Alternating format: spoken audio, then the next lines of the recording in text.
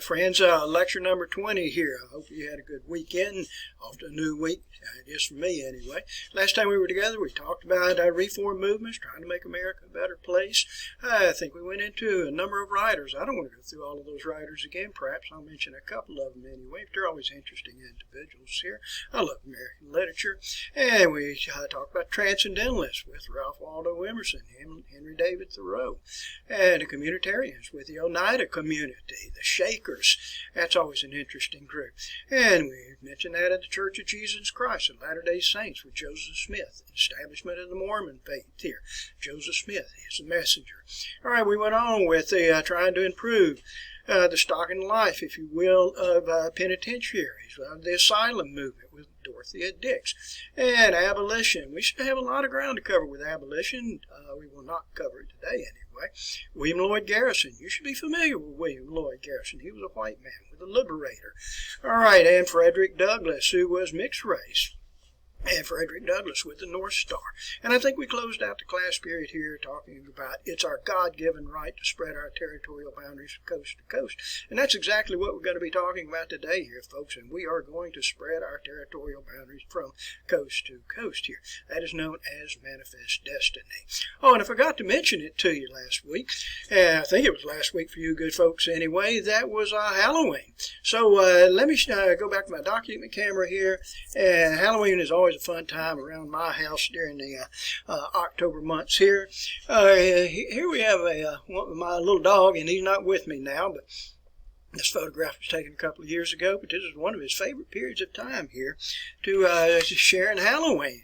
And he did not mind dressing up whatsoever. Here's another likeness of this little dachshund here. All right, but anyway, enough of that. Let's get on into today's lecture. And one of the things I want to tie up here before we get into Texas here, I want to show you a book. And this book was written in 1851. It came out in weekly installments, a chapter per week, and it was completed in 1852. And anyway, the book is titled Uncle Tom's Cabin. It's by Harriet Beecher Stowe. If you were in class with me right now, I would have one of you to volunteer and read a little bit out of Harriet Beecher Stowe's Uncle Tom's Cabin. And it's sold 350,000 copies initially anyway. And it's just going to be one of those things that's going to stir the pot in our country and just bring about a sharp division within the country. All right, but anyway, there's not a real good time to talk about Harriet Beecher Stowe's Uncle Tom Cabin, so I just thought I'd throw it in now. I'd hoped to do that, in Reform the last time we were together. But let's talk about Texas for a little bit. Proper way you pronounce that, by the way, is called Tejas, Texas. And it's an Indian word, means friendly. And Texas has been a part of the República de Mexico, the Republic of Mexico, well, ever since the Spanish had it anyway. And for the United States, we had given up all territorial claims to Texas. We did this with the Adams-Honest Treaty. And like I told you before, the ink's not even going to dry on the document before we're going to realize that, hey, perhaps we made a mistake with that. So anyway, in the meantime, the United States had offered on 2 occasions. We had offered to purchase Texas from Mexico and to give Mexico $30 million just for Texas, and they had refused us. All right, now, for Mexico literally opened up its borders, its boundaries, if you will, to United States citizens. And many, many Americans just poured into Texas, which, of course, was part of the Republic of Mexico. One individual was Stephen A. Austin. Stephen A. Austin left out of Missouri, brought 300 families with him. Mexico at that time offered cheap land. They had 4 years of tax exemption. There were a couple of things you had to deal with. You had to adopt Catholicism as your religion. Slavery was not permitted in Texas, and as you well know, that's going to be largely ignored here. So Stephen F. Austin did lead a number of American families there. Austin, Texas, of course, is named after him here. Now, watch what's going to take place in the course of the next few years. By 1830, there are 7,000 Americans that are in Texas. That's double the number of Americans in Texas as we had Mexicans. And in a few short years after that, by 1835, the American population in Texas and remember, Texas is a part of Mexico now, but the American population was 30,000. It was 7 times the number of Americans in Texas as we had Mexicans. And that's just a recipe to have a major problem here, folks. And so sure enough, we're going to find, here I wrote the numbers down for you, sure enough, we're going to find an individual by the name General, or El Presidente. He was the president of Mexico. He was the 8th president of Mexico. His name is Antonio Lopez de Santa Anna. So work on your pronunciation with that here, folks. Most people just refer to him as Santa Anna, or we can run the word together, Santana, such as that. General Antonio Lopez de Santa Anna. I'll share a couple of likenesses here of you, and this is the best I can do. That's a younger portrait here of Santa Anna, and that's not the way that most people remember him. And this is a more popular portrait here of Santa Anna here. And I'll tell you more about him in a little bit. And he served or ruled over Mexico as the president, but he was also a dictator. And it depends on the person that you are, but some people liked him, and a lot of people, of course, did not.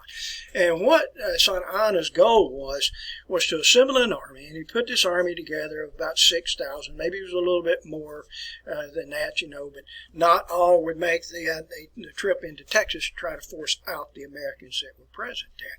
And I must tell you, in Texas, the Americans that were present there had actually established declared their independence and established the Free State of Fredonia at a period of time. That was in the 1820s here, but they developed their own constitution and claimed their own independence. Pardon me. But it is Santa Anna's opinion that he's going to drive the Americans out of Texas. All right, now, I want to introduce you to someone else here. I'm looking around for a likeness of him anyway. And this individual's name is Sam Houston. Here's a likeness of Sam Houston, General Sam Houston. Here's another likeness of him right here. And what Sam Houston wanted to do was to create an army of Texas. In fact, he put out an announcement that all able-bodied men, bring your muskets, bring your weapons, bring your musket balls and your gunpowder, and go to Texas and join this army of Texas to defend Texas against Santa Anna. But the one thing that Sam Houston needed most, Sam Houston needed time. He needed time to recruit his army. He needed time to train his army. And that's a factor that he's kind of limited in, because here we have Santa Anna's roughly 5,000, 6,000 Mexican army moving north. And anyway, so I want to introduce you to something else here. And it's a Franciscan mission. Franciscan, I'm talking about a Franciscan order of the Catholic Church. There was a Franciscan mission that was present in a town which you call San Antonio de Bejar. Today, that's Bejar County, where San Antonio is located there, with the San Antonio River that runs right through it. It's a Franciscan mission. This is what it looks like today. Notice the flag there that is flying above it, which is a Lone Star flag, of Texas itself. But it's a Catholic mission, and I'm talking about a Catholic church today. When you go inside of it, and some of you probably have gone inside of it, it's a very solemn place. It is a shrine. It's a Catholic shrine here. All right, and this is what it looked like here. Well, there were a group of Americans that were present there that decided that they would hold out and that they would not leave. And a person that was leading this contingency of about 146, it had a little bit less than that at first, and then they put out an announcement to nearby towns if you would send in volunteers. And in the city of Gonzales, they did send in about 30, so that augmented the force and it brought it up to, and we really don't know, but probably around 150, 146 men. They were led by Jim Bowie. You probably recognize a familiar name there, Bowie Knife. That's what his family was famous for. Also, the second in command was William Barrett Travis. Spent some time in Alabama. Jim Bowie was very ill at this time, and Jim Bowie was actually suffering from, I believe it was from pneumonia. Let's see if I can get this right here. And for Jim Bowie, he was in a room that was back in this area right here. If you can go in the front door and then go over here, and that's where he was on his bed there. And so really commanding the garrison here at the Alamo was William Barrett Travis. Another interesting individual that arrived here was an individual by the name of David Crockett. Let's see if I have a likeness of him. You can't see him very well. There it is right there, David Crockett. David Crockett was from Tennessee. And David Crockett was a frontiersman. Hollywood has led us to believe that he killed a bear when he was 3 years old. I don't know about that. But Hollywood has also given his name as Davy Crockett, and that is not the name that he went by here, my friends. He always referred to himself as David Crockett.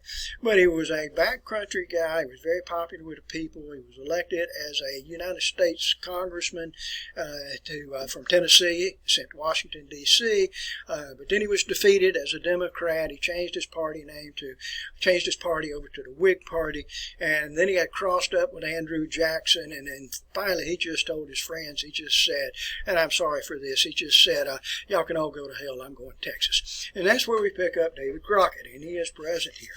So, here we go here, folks. Well, let's move on up here. And when Santa Anna's army arrived, and they arrived 13 days before the date here that I mentioned here, the 6th of March in 1836.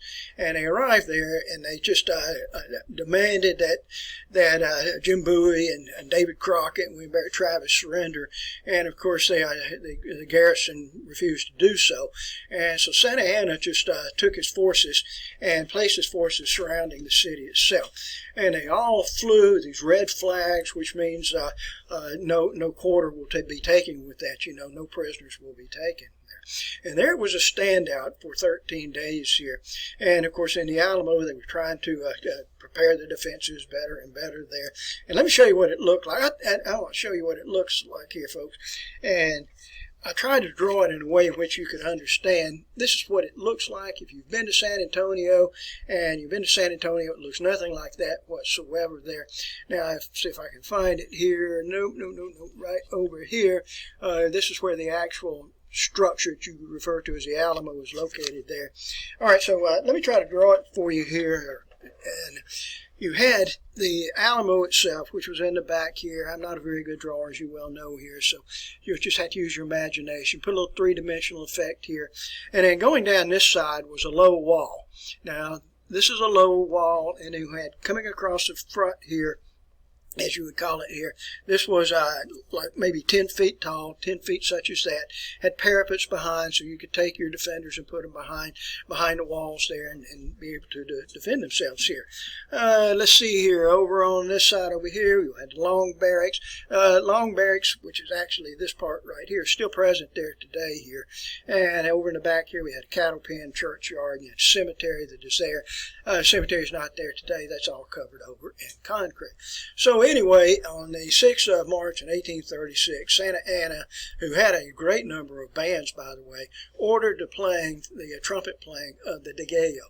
Now, the Degallo, and I want you to look this up. Look it up on YouTube. And if we were in class right now, I would have a couple of you to take your smartphones out and to look this up and then play it.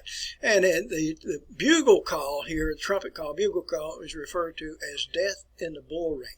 It's a very haunting bugle call. I love it, as a matter of fact. But then when that played, that indicated that the attack was about to take place. And I always ask my class at this point, where do you think that the Mexican army would attack first? And everybody always tells me the low wall, and of course you're right on that. But actually the attack here took place in all directions. It was in all directions such as that.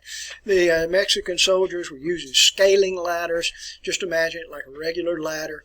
And they would take these scaling ladders and place them up against the walls here, and then that's where you would breach the compound.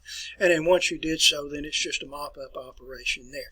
And for the Alamo defenders, they fought to the very, very last man with that, and greatly, greatly outnumbered. The actual battle probably took less than 30 minutes to take place with that.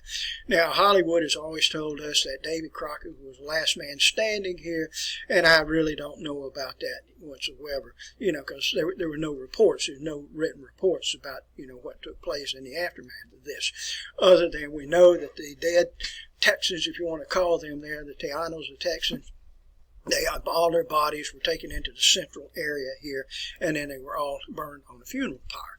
All right, so anyway, they sacrificed their lives there, but what it did here, it bought Sam Houston time, and that was one of the things that Sam Houston needed. All right, for the Mexican Army in the Santa Ana, they continued a little bit northward or northeastward, went into the town of Goliad. Do I have it written here? I do have it written here, of Goliad. And when they got into Goliad, there was a similar situation as to the Alamo, and they asked, gave them the offer, Santa Ana gave the defenders there in Goliad the offer to surrender or your lives will be taken, and they all surrendered. And they were all executed too, and that's probably what would have happened, at the Alamo likewise. But more time was bought here, and sure enough here on the 21st of April in 1836, at the Battle of San Jacinto, that's where Sam Houston and his Army of Texas clashed with Santa Ana's army. And I don't mean this to be in a joking way or a laughable way here, but when Sam Houston conducted his attack, he caught the Mexican army in siesta, and it was just a very quick victory here. Santa Ana himself was captured, and as you know here, desperate men do desperate things. So when Santa Ana was given the offer here, your life or grant Texas its independence, well, what would you do? And he gave Texas its independence. The Mexican government had not recognized that, but Santa Ana had given them their independence. And that's all that Sam Houston was looking for. Okay, so anyway, back we go here, folks. That's the Battle of San Jacinto. If you're traveling to New Orleans, not very far from where this Hurricane Laura went ashore here. That was, of course, in Louisiana, but not too very far from there. As you go into Texas, around Beaumont, Texas, you can find a historical signs there that would direct you over to the battle site there at San Jacinto. Okay, so Sam Houston became the president of the Republic of Tejas, Republic of Texas. And almost immediately, Texas applied for membership in the United States of America, but that was denied here, folks. That was denied. Do a little deep thinking, and you can figure this out here. All right. At that time, we had in the United States, we had 12 free states and 12 slave states. 12 free states, 12 slave states. And even though we have slave owners such as Andrew Jackson was not in favor of Texas coming in as a state because it would probably come in as a slave state. Martin Van Buren had the same feeling on this. We had William Henry Harrison for his 30 days in office, the same feeling on it. John Tyler likewise. So Texas remains as the Lone Star State. Texas remains as the Lone Star State. And here we'll see a likeness of the flag of Texas there, the Lone Star State. All right, and that's the way it will remain for the next 9 years. Now, I want you to look at the map behind me here, folks, and go back and think in your mind here. And remember when we talked about the Missouri Compromise? All right, and I want you to remember this, and this is the best I can do with Texas right here. But Texas is a very, very large state, as you well know. And in fact, if you drive through Texas, you can drive about 2 days in Texas from one side to the other side there. So it's a quite large state. And the thing about it is, you think about this for a second. By Texas being so large, wouldn't you think that Texas probably would have subdivided into 4, 5, or perhaps 6 states? Wouldn't they? Probably have come into 4, 5, 6 states. And if that is the case, then probably all 6 of those states would come in as slave states. And at this point, we have 12 free states and 12 slave states here. So anyway, so that factors into it here too. All right, so do a little thinking on that here, folks. So Texas remains as its own republic. The Republic of Texas developed their own army. They had their own navy. Whatever, and I know some of you are saying, well, what in the world would we have a Navy for in Texas? Well, you think about this, folks. Down in the Gulf of Mexico, there's a large area there of water that actually borders Texas itself. So, all right, so let's move on here, folks. And for many Americans, we also had a great desire for the Oregon country. And I'm going to have to go back to my map here, folks. And let's look at the Oregon country, and it's right here behind me. It's over in the blue area right here, and you're only seeing a part of the Oregon Territory. We know in the Adams-Honest Treaty, we paid $5 million. We got all of this area plus Florida here. But this territory runs well up into Vancouver today, up into this area and into British Columbia. All right, so anyway, we have claimed this, but Great Britain also laid claim to it because Great Britain had several explorers that went into that area. So what they decided to do, they would have joint occupation. Nobody would truly own it. The United States would not. Great Britain would not. We would have joint occupation. You think that's going to work?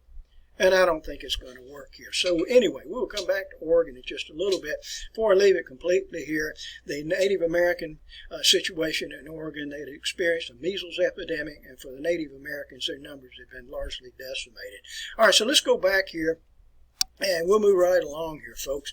All right, now from 1840 to 1855, there was a mass migration of Americans moving to the west. For Southerners, most Southerners went to Texas. And for most Northerners, Northerners went like to the Midwest, or maybe even up into the Oregon Territory here. And this was just a small movement of a much larger movement here. And the manner in which many of these, not Southerners now, manner in which many of these people would go, they would travel on the Oregon Trail. The Oregon Trail is 2,000 miles. If we were in class now, I would have a large National Park Service brochure and show you just about every inch of the way of that 2,000 miles. And I'm flipping back again here so you can see this. And here it is right here. It starts over in this area here of Missouri. And the Oregon Trail, 2,000 miles here, coming in this direction here and in this direction. Notice, however, there are many, many other trails. I hope you're following in your textbook. You can find other trails here, such as we had the Santa Fe Trail. You had a Spanish Trail, which is here. You have the California Trail here. There's another trail up here, which is called the Migrant Trail, Immigrant Trail, I mean to say there. No, there are many, many of these trails that are present. All right, so let's go back here and pick up a little information on this too.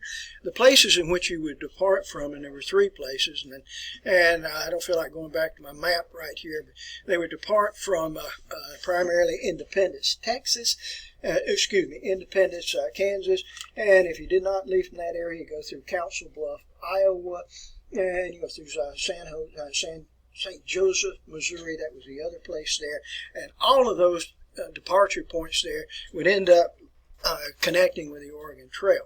Okay, let's see what I can find here. I'm looking around for some information here, and it is escaping me here.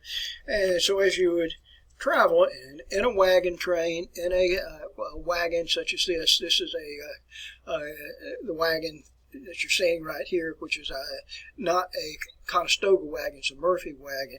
Let's see if I can find another one here, and this would be what it would look like. If you were in my classroom now, I would have one, a small one, a miniature one out to show you what they look like. And that's what you're going to be traveling on here. You pass all these noteworthy places such as Chimney Rock that I showed you a few minutes ago. Here it is right here. That trail is still there today here, folks. We had approximately 500,000 Americans that traveled on that trail. You're traveling in these wagon trains, and you have guided tours. In other words, you have people that know the direction there. They're experienced with this. You're going to travel 15 miles a day. You want to lighten the load as much as possible, because if you suffer a broken wheel, broken axle, even though you did have wayfaring stations there that would, you could get a new wheel or a new axle or something like that, it might cause you to fall behind, so you want to lighten the load as much as possible there, so everybody walks. And the person that would be up on the buckboard itself is probably the 7-year-old daughter or 7-year-old son. And anyway, all right, so we're going to move along here. The trip itself is going to take 5 to 6 months here. Everybody walking here 15 miles a day, and most of my students, they complain because they have to walk from the parking lot across from Wade Hall and walk over here to Walker Hall. But you had to depart by May. You had to complete this adventure by November. Remember, you're going to have to go through the Rocky Mountains. That is a part of it here, folks. And even though you pass through South Pass, which is about 7,000 feet here, the surrounding peaks are like 13,000 feet here. But you have to be through the Rocky Mountains and the Sierra Nevada Mountains by November. If you don't do that, you're going to be a dead person. And the reason for that, when the snows come in, they're going to freeze you in place, and you'll die. You'll just perish with that too. One family that learned this the hard way, and I'm talking about the real hard way, was the Donner family. And I need to go back to my map here, folks, and show you where the Donners were. And the Donners had a late start, plus this was combined with an early winter. And where the Donners were, they were right here. Now, can you see that on the map here? They were present here. Now, this map doesn't indicate the current name of that town, but that town is known as Lake Tahoe. And right on the north part of Lake Tahoe, there's a place called Truckee. You check it out on your map, if you will, folks, and pay attention this winter when your weather station will talk about the coldest place in the United States. And it seems like 5 out of 10 times it's always Truckee, California. All right, so anyway, this Donner family got a late start. And when they arrived up there to the place I'm talking about in Truckee, they were snowed in place there. Today, if you visit there, you'll find a monument there to the Donner family. It's the Donner Family State Park. It's in California itself there. And that's where the family was actually stuck in place. And what they did, they realized, they were probably going to die, so they just dug out. It was like a gigantic foxhole. It's like a cellar, and then they constructed crude shelters over that. But they knew they were all going to die here.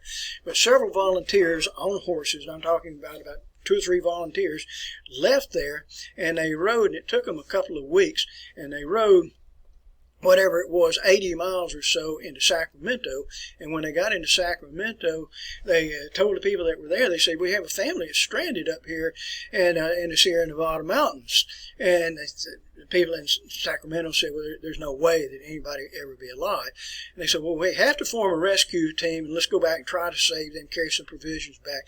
And when they returned, they actually went up to where the Donner family was, and lo and behold, there were people there that were still alive. And they couldn't believe their eyes. I mean, how in the world would these people been able to survive whatever it was, 4, 5, 6 weeks with no food?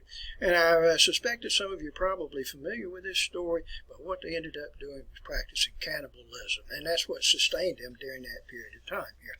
There's no evidence to lead us to believe that they actually killed individuals and then consumed them, but they waited for the individual to die and then they consumed them.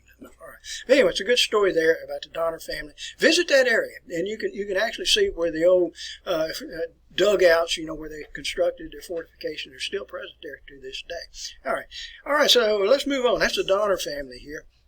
All right, so let's talk a little bit about politics here, folks, and let's move on into our presidential election of 1844. And for most Americans, they presumed that the candidates would be the Whig candidate, Henry Clay, he runs for president all the time, it seems like, and the Democratic candidate, which is Martin Van Buren. And for the Democrats and the Whigs both, they both very carefully avoided the topics of statehood for Texas and also annexation of Oregon. And when the Democrats waffled, Southern Democrats went on the offensive here, and Southern Democrats pushed and nominated James K. Polk, James Knox Polk. He's from Tennessee. He bears the nickname Young Hickory. Andrew Jackson had the nickname Old Hickory, and James K. Polk has the nickname of Young Hickory. Here's what he looks like here. There he is. He's one of my favorite presidents. He honestly is. And a lot of people, historians, don't care for him very much, but I kind of like the guy. James K. Polk. If you want to visit his childhood home in Columbia, Tennessee, in fact, I was up in Columbia, Tennessee 2 weeks ago, as a matter of fact, but there it is, and you can visit it. There is a charge to go inside this home. You can stand in the windows there, and you can look in, and you can see a little bit of the house. There he is, James K. Polk. Here's another likeness of him right here. This is on the front of the pamphlet that I was just showing you some of the inside of it. So, James K. Polk. Let's see if I may have another likeness of him. I'm going to have to go back to myself here, folks. Here's another likeness here, James K. Polk. All right, so back we go here. Young Hickory. All right, now let's move on here with our election results here, and let's see what we're going to have here. For the Democrats, will put forth 170 electoral votes for James K. Polk, and the Whigs will have 105 votes here for Henry Clay. Close election here, not so much in the Electoral College, but in the popular vote. There were 38,000 votes that separated those two individuals. Now, a lot of people are not very familiar with James K. Polk and think that, and he actually is designated as the first black horse candidate that we had to seek the office of president anyway. But he had been the governor of Tennessee, been Speaker of the House of Representatives in the United States Congress for 4 years. He'd been a congressman from Tennessee, and so he's not a completely unknown individual. Let me share a couple of other things here about James K. Polk. I'm kind of beating you up with this because I like the guy here. Brochure here on James K. Polk. He was married to this lady. Her name was Sarah Childress. Sarah Childress here. And in fact, when I was up in Columbia just a couple of weeks ago, I went out to the Amber Falls Winery. And I purchased a bottle of very nice Riesling, by the way. And the reason I purchased that because I saw the likeness, of the wife of James K. Polk. And I thought, oh, yeah, I recognize that. And by the way, if you're in Nashville itself, go by the state capitol. And James K. Polk and his wife Sarah, they both buried there side by side on the Capitol grounds in Nashville. Here's a close-up here showing you the burial stone, the gravestone for those two individuals. All right, so anyway, and that's kind of interesting with that. Okay, so let's move on here. In the closing days of the John Tyler administration, Texas finally becomes a state, and it is brought in as the 20th state in the United States of America. And at that time, my friends, we had 13 free states and we had 15 slave states. Michigan was added as a free state, and Arkansas, Florida, and Texas were added as the slave states. So 15 slave states and 13 free states. All right, let me move on here, folks. And now one of the things that Mr. Polk is going to take into consideration, what about Oregon? We had this situation with Great Britain where it is joint occupation, and that's obviously just not going to work with that. And so with the United States and Great Britain, there was a little bit of saber rattling. It looked like we might have yet again another war with Great Britain. And what many Americans were demanding was 54 degrees and 40 minutes. Now, I suggest to you that you use your textbook map to fully appreciate this. I'm going to go back to my camera up here and show you the northwest area anyway. And like I said, 54 degrees and 40 minutes is way up here in British Columbia. And that's what many Americans were actually demanding, that the boundary between the United States and Great Britain's held Canada would actually be. And Mr. Polk privately agreed that we would settle for a 49th parallel. 49th parallel is this line that runs right through here. It's this line right through here. And that's what we agreed upon with that. And it makes you wonder about this, and I like James K. Polk, but if we'd have been a little bit more forceful with that and got that boundary at 54 degrees and 40, which is rallying cry 54 degrees, 54, 45, that would have taken our control almost up to the area of where Alaska is located today.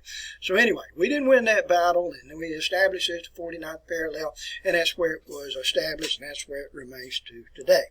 Okay, so let's move right along here, folks. So Oregon on the 49th parallel.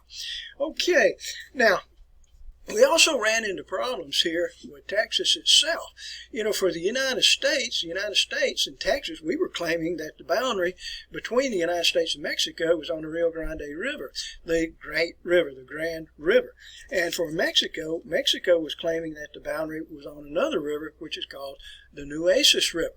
And you may not think this is a big deal, but it is a big deal. And I'm going to have to go back to my camera again and try to position this so that you can actually, let's see what I can do here for that, and position this so you can actually get an appreciation for it. Okay, so here's what I'm talking about here. For the United States, we claim that the boundary here is on the Rio Grande River. The Rio Grande is not very wide, by the way. In most places, some places it is, but the Rio Grande runs way up here into New Mexico. And for the Nueces River, this is what Mexico claims is the division here. It's this area here. Nueces, by the way, translates to mean nuts in Spanish here.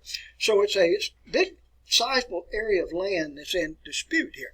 And so what Mr. Polk did, he ordered half of the United States Army to deploy here down at the Nueces River. All right, let's go back to your notes here, and let's see if I have this. And for the U.S. Army, it's under the leadership here of General Zachary Taylor. He has an army of about 3,500, so the United States Army military at that time was only about 7,000. People referred to him as Old Rough and Ready. Next time we get together, I'll talk at greater length about Zachary Taylor. He's from Louisiana. He's a slave owner, has about 150 slaves.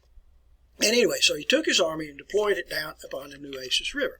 Now, for Mr. Polk was also interested, President Polk, was interested in the annexation of California and New Mexico. And so President Polk sent a representative, John Slidell, to Mexico to speak with Mexican officials and discuss the purchase of California and New Mexico. We were offering them $30 million for that, and they turned us down. $30 million. So anyway, so let's pick up our situation here, and I'm going to try to keep from going back to my map here, folks.